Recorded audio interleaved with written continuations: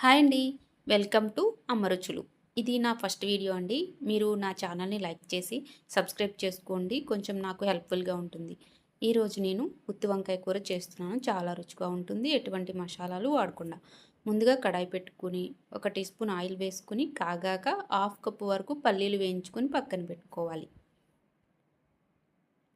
ఇవి దోరగా వేయించుకుంటే బాగుంటుంది. తర్వాత హాఫ్ కప్ నువ్వులు కూడా వేసుకొని దోరగా ఫ్రై చేసుకోవాలి.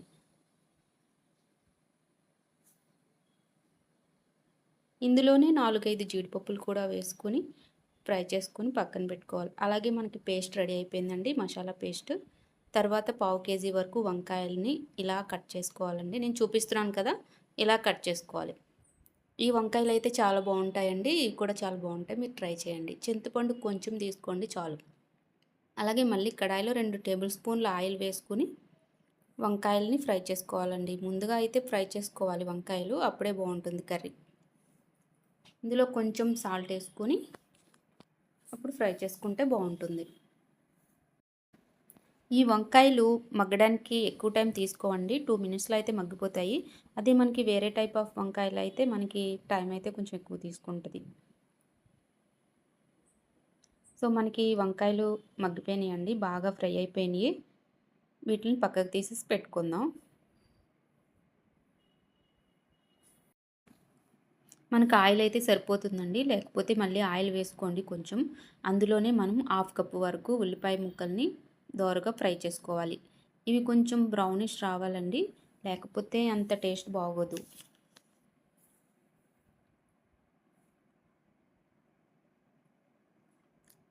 ఈ ఉల్లిపాయలు వేగాక కొంచెం అల్లం వెల్లుల్లి పేస్ట్ వేసుకోండి. ఇది ఫ్రెష్గా అయితే ఉంటే బాగుంటుంది. అందులోనే 1 స్పూన్ వరకు సాల్ట్ వేసుకోవాలి. అలాగే 1 స్పూన్ కారం. ఇది ఆల్రెడీ మసాలా కారం అండి. ఇందులోనే ధనియాలు, అలాగే జీలకర్ర, పసుపు అన్నీ కలిపి పట్టిస్తామన్నమాట. చాలా బాగుంటుంది. ఇప్పుడు మిక్సీ పట్టుకున్న పల్లీ పేస్ట్ ఉంది కదండి, అది వేసుకొని ఫ్రై చేసుకోవాలి. మీరు ఇందులో 1 స్పూను వేసుకోండి ధనియాల పొడి, జీలకర్ర పొడి, పసుపు.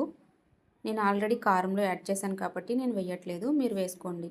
కొంచెం కొంచెం వేసుకోండి, సరిపోతుంది.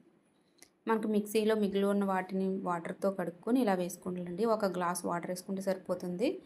ఇది కొంచెం మరిగిన తర్వాత ఇలా ఆయిల్ పైకి రావాలి, అప్పుడే చాలా బాగుంటుంది కర్రీ అయితే.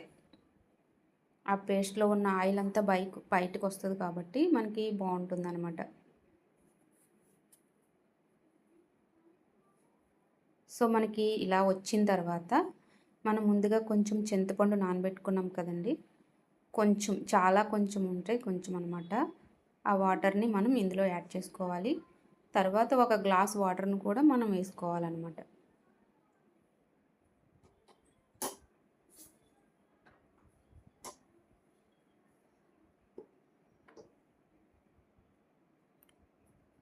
చూడండి కొంచెం మరిగిపోయింది. ఇలా ఒక మరుగు వచ్చిన తర్వాత మనం ముందుగా ఫ్రై చేసి పెట్టుకున్న వంకాయలని కూడా ఇందులో వేసుకుంటే సరిపోతుంది. ఇది 2 మినిట్స్ ఉడికితే సరిపోతుందండి, ఎక్కువ అవసరం లేదు. నేను హోమ్మేడ్ మసాలా తయారు చేశాను, గరం మసాలా.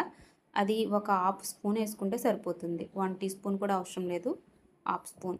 ఒక 1 మినిట్ ఉడికితే సరిపోతుందండి. ఇది ఇప్పుడు మూత పెట్టి ఒక్క నిమిషం ఉడికించితే మనకి ఆయిల్ అంతా పైకి వచ్చేస్తుంది.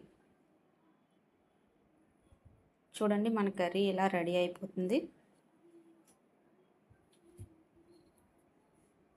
నా ఛానల్ని చూసినందుకు చాలా థ్యాంక్స్ అండి. అలాగే లైక్ చేసి సబ్స్క్రైబ్ చేసుకోండి నా ఛానల్ని. కొంచెం హెల్ప్ఫుల్గా ఉంటుంది, అలాగే మోటివేషన్గా కూడా ఉంటుంది నాకు. దీంట్లో కొత్తిమీర వేసుకోండి, ఆప్షనల్, వేసుకోకపోయినా పర్లేదు, చాలా బాగుంటుంది. ఇది రైస్లోకి, చపాతీలోకి, గ్రేవీస్ అన్నిటిలోకి బాగుంటుందండి. బిర్యానీలోకి కూడా బాగుంటుంది. ట్రై చేయండి.